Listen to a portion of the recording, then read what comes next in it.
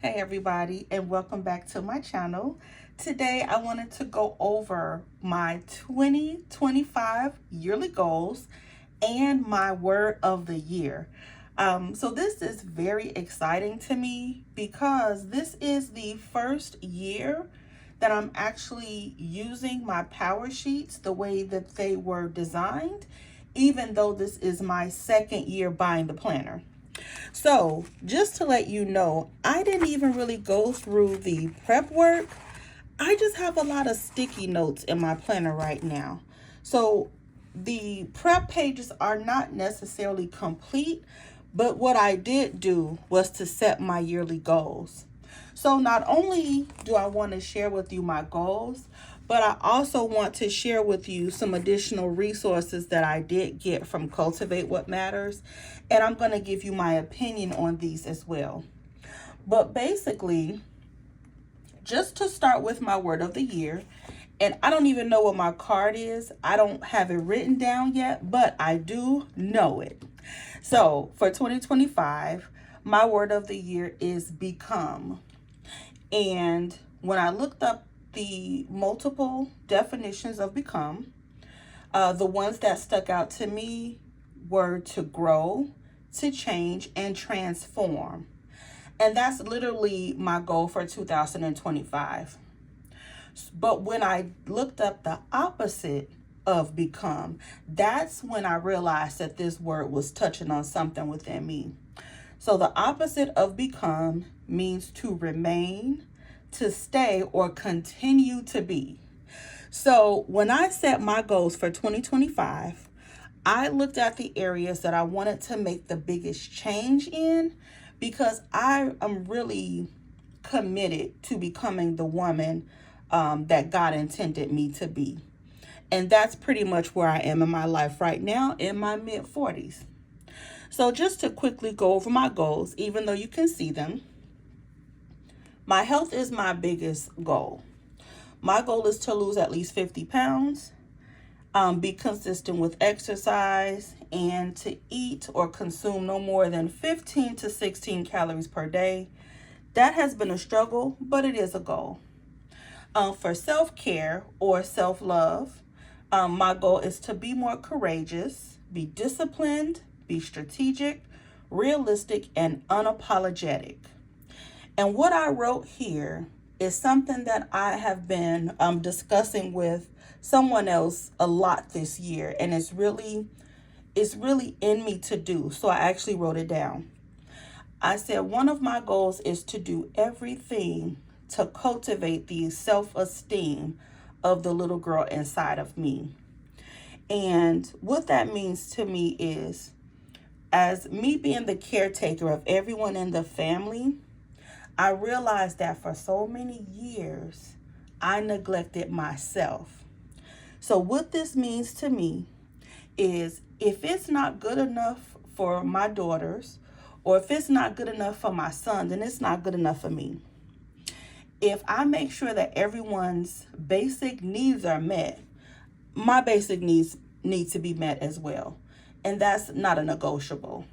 And for the last few years, I really kind of forgot about me. And it's sad to say, but I'm being honest. So when I say I'm going to do everything to cultivate the self-esteem of the little girl, I have to think, what if it were one of my daughters? Would this be okay? If it's not okay for them, it's not okay for me. Finances, I want to save $5,000 by the end of the year. I am paid every 2 weeks. So for me, that's $200 every 2 weeks. I will not be trying to do the 100 envelope challenge or any of those challenges. My goal is just to take $200 a paycheck and put it in a binder. For faith, I do want to complete a yearly Bible study, and I want to find a church home to grow in. Work and learning, I want to publish 2 books, to complete and publish 2 books, and I want to enroll in college. I put AA in accounting, but I already have an associate's degree in liberal arts. So I don't know if I should go and get an associate's in accounting or if I should just move to get a bachelor's, but it's here. And then fun and creativity. I would love to grow my YouTube channel to 5,000. I would love to grow my Instagram to 2,000. And at some point, I do want to take saxophone lessons. These are my main goals right now. And I don't think that I will be adding anything to these because I don't think that this is that much. I think that last year when I was using my other goal planner, that planner, well, not the planner itself, but I think that by me being in that planner really caused me to try to set more goals than what I actually wanted to to achieve. I also wanted to share with you these two books that I ordered when I ordered my planner a while ago. But then I was online on YouTube and I saw Plan Sarah Plan going over these books, and I thought that they were definitely an amazing deal. They had a sale at the time. So I just went ahead and did it, and I used her code. So thank you so much, Sarah. But I do want to kind of share with you what these two booklets are for, just in case you may be considering getting them. So we have the Quick Start Guide and the Cultivated Life Evaluation Guide. And I do want to start with the evaluation guide because when I got my power sheets, my intention was to go through my Moxie Life Planner and look at the questions that they had to help me score. Well, apparently this booklet is just that, but it's a little bit different. So this is my community page, and this is an area that I knew would be low, but I love the questions that they ask. So I have several close friends that I could call on for support. I regularly make time in my schedule to see my friends and things like that. So this PW, I believe it stands for Prep Week. And then every quarter, I can go back, answer these questions, and then for the quarter, I can have an average. So I really like this because at a glance, I can see my quarter, right? But then when I turn the page, you get the second quarter and you get to start fresh. The same questions. You have April, May, and June, and then the quarter average. Third quarter, and then fourth quarter. And I really do like this book. So it goes on with the different areas of life. It is color coded. And this is really a great addition with the power sheets.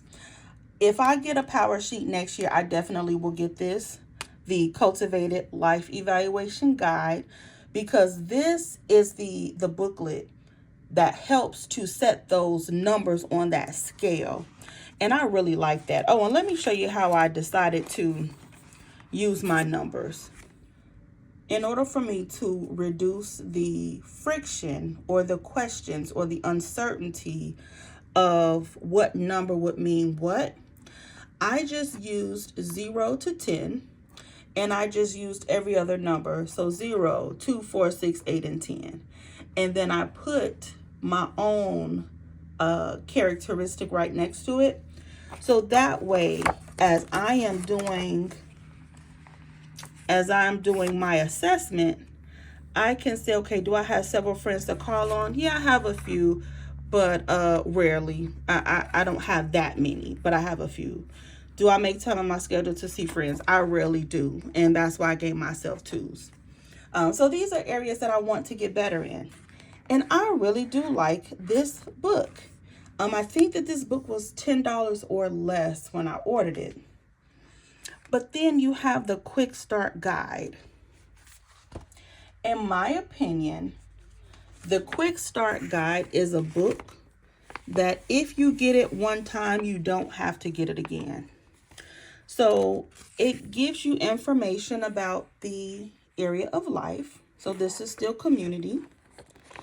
And it gives you ideas for goals to set in each category.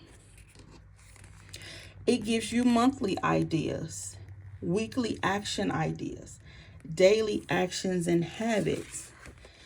And then they also give you ideas for books and resources and things like that for each particular area of life. And I really like this book. I'm so glad that I got it. And it is color coded as well.